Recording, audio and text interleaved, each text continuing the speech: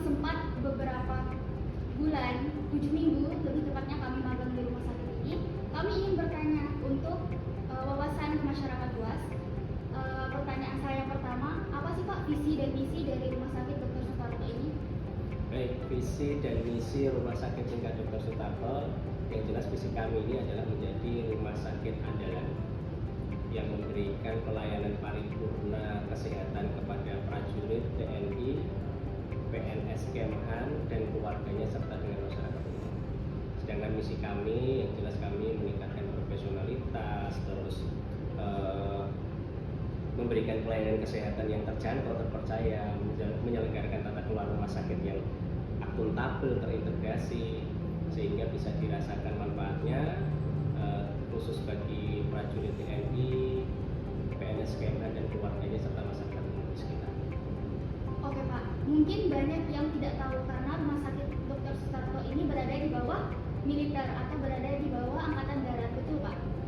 Betul, Rumah Sakit Tingkat 3 Dr. Sutarto itu adalah rumah sakit militer yang pembinaan teknisnya di wilayah itu di bawah Detasemen Kesehatan Wilayah Militer di wilayah Yogyakarta, dengan selaku pembina struktural tertingginya di wilayah Kodam 4 yaitu Jawa Tengah Jogja itu di Kesedam Diponegoro, menjadi salah satu rumah sakit TNI AD dari sekian banyak rumah sakit TNI AD yang tersebar di seluruh Indonesia.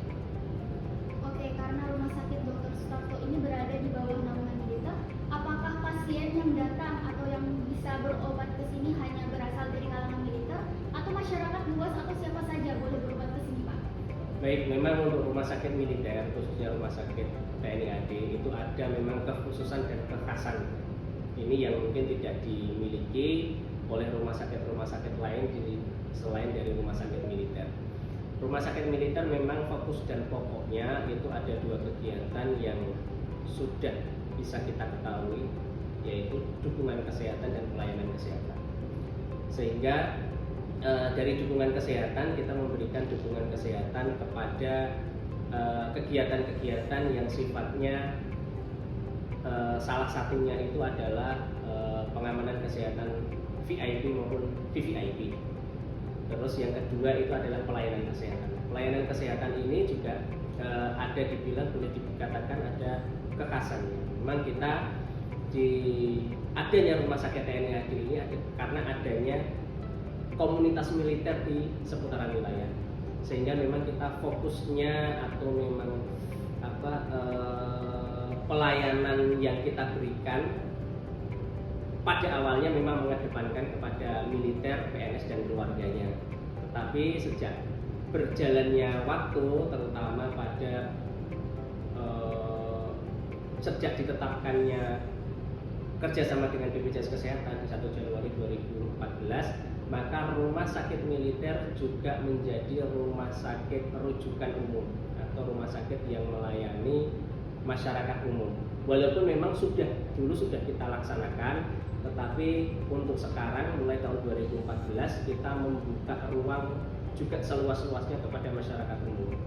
Jadi kita rumah sakit, walaupun memang rumah sakit militer atau afiliasinya adalah rumah sakit militer, untuk pelayanan kesehatannya kita juga melaksanakan pelayanan kesehatan kepada militer, PNS militer, keluarga militer, dan masyarakat umum. Tentunya itu tidak bisa kita abaikan karena semuanya punya hak yang sama berkaitan dengan undang-undang kesehatan. Oke, baik, terima kasih Pak atas kesempatannya bagi kami untuk mewawancarai Bapak. Mungkin sekian dari kami, terima kasih Pak. Pelayanan di rumah sakit itu ada apa aja? Rumah Sakit Dr. Sutarto Yogyakarta melayani rawat jalan, rawat inap, kemudian unit gawat darurat, kemudian untuk data penunjangnya nanti ada pemeriksaan labora, pelayanan radiologi, pelayanan farmasi, dan pelayanan medical check-up. Kalau boleh tahu itu ada di bagian apa? Saya kebetulan bertugas di bagian medical check-up. Untuk di medical check-up nanti ada pelayanan apa mawon?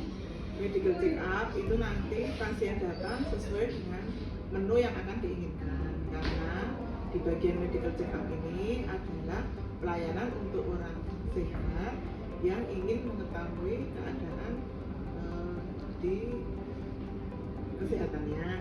Jadi pasien itu akan menentukan menu yang akan diambil dalam pemeriksaan kesehatan. Misalnya medical check up untuk mau masuk TNI itu nanti ada pemeriksaan fisik, pemeriksaan laborat, pemeriksaan torak, dan pemeriksaan EKG atau jantung. Kemudian untuk yang paket haji kami juga ada menyediakan paket medical check up untuk calon haji dan umroh. Itu nanti ada paket EKG, torak, dan pemeriksaan laborat, fungsi ginjal, fungsi hati, dan kolesterol. Untuk yang paket lainnya bisa ada paket bela negara, ada paket 1 itu hanya pemeriksaan fisik. Kemudian nanti ada paket diamond itu paket spesial nanti yang meliputi pemeriksaan fisik, pemeriksaan laborat, pemeriksaan EKG, pemeriksaan torak, nanti ditambah CT scan, ada juga nanti pemeriksaan treatment atau echo. Bisa diceritakan nggak Mbak, kalau Mbak Leli kita sebagai staf MCU kan, bagaimana keseharian Mbak Leli terutama untuk melayani pasien? Pasien di sini kan memang kita masing-masing ya. Ini bagian pendaftaran, nanti dicek semuanya dulu, baru pasien bisa Terus ada cara khusus untuk menangani pasien nggak Mbak? nggak ada cara khusus, cuman memang dari kami ini mengutamakan kepada pasien ya, jadi memang melayani pasien dengan baik, melayani pasien dengan maksimal. Bagaimana sih Bu tim marketing itu strateginya dalam membangun citra di rumah sakit ini? Baik, jadi tim marketing ini tugasnya teman-teman adalah memberitakan informasi pelayanan yang ada di rumah sakit baik secara internal maupun eksternal. Caranya internal itu yang pertama kita meningkatkan citra kualitas rumah sakit dengan melaksanakan beberapa kegiatan. Salah satunya adalah kita bisa melaksanakan service excellence. Kita juga bisa meningkatkan pelatihan komunikasi efektif. Jadi dengan adanya service excellence, komunikasi efektif itu diharapkan pasien-pasien bisa merasa puas dilayani DKT. Selain internal kita juga melaksanakan sasaran ke eksternal. Caranya bagaimana? Yang pertama adalah kita silaturahmi ke beberapa FKTP ataupun korporat perusahaan. Supaya apa? Supaya FKTP dan beberapa perusahaan itu mengenal rumah sakit DKT. Karena kita tahu, tak kenal maka tak sayang gitu. Jadi kita sampaikan layanan apa yang bisa kita bantu untuk meningkatkan layanan kesehatan bagi masyarakat di wilayah Jogja. Yang kedua, selain kita mengadakan MOU corporate dan juga FKTP, kita juga memberitakan layanan apa saja yang ada di DKT. Memberitakan lewat apa? Lewat media sosial. Jadi kita ada akun TikTok, Instagram, Facebook, dan lain-lain yang dibantu sama tim marketing, ada Mas Reza dan Mbak Reza. Kita akan sampaikan nih apa saja layanan yang ada di DKT, kegiatannya apa, dokter yang melayani siapa aja. Jadi masyarakat tahu dan bisa memanfaatkan akses dan juga alat kesehatan yang ada di rumah sakit DKT. Jadi intinya ada eksternal dan internal. Internal adalah meningkatkan kualitas kita bagi karyawan, dan eksternal itu kita bisa menjajaki perusahaan atau korporat supaya lebih mengenal kita. Tentu saja selain dua hal itu kita juga tidak lupa melaksanakan survei kepuasan pasien. Jadi kalau kita sudah melakukan dua hal tersebut, kita cek nih, kita melakukan survei kebutuhan pasien apa, penilaian pasien terhadap pelayanan kita apa, untuk menjadikan kita evaluasi begitu. Dan yang tidak lupa lagi adalah kita juga harus mewadahi komplain pasien. Komplain pasien itu teman-teman itu adalah modalitas kita untuk bisa meningkatkan kualitas kita. Jadi apa-apa yang merupakan kekurangan kita ini bisa kita tingkatkan melalui komplain pasien yang diberikan di rumah sakit. Begitu. Terima kasih. Terima kasih.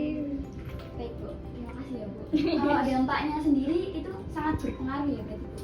Alhamdulillah sangat berpengaruh. Jadi dampaknya setelah kita melakukan branding atau kita melakukan perbaikan baik dari internal maupun eksternal, tingkat kunjungan diharapkan meningkat. Alhamdulillah meningkat. Yang kedua, follower kita juga meningkat. Yang ketiga, angka kepuasan pasien juga meningkat. Rumah sakit DKT saat ini sudah BLU, jadi merupakan Badan Layanan Umum. BLU itu salah satu indikatornya adalah kepuasan pasien lebih dari 85%. Itu kalau di bawah itu kita melakukan evaluasi ya. Dan saat ini kita sudah 90 sekian persen. Jadi sudah jauh dari tingkat yang diharapkan. Cukup, terima kasih banyak ya Bu.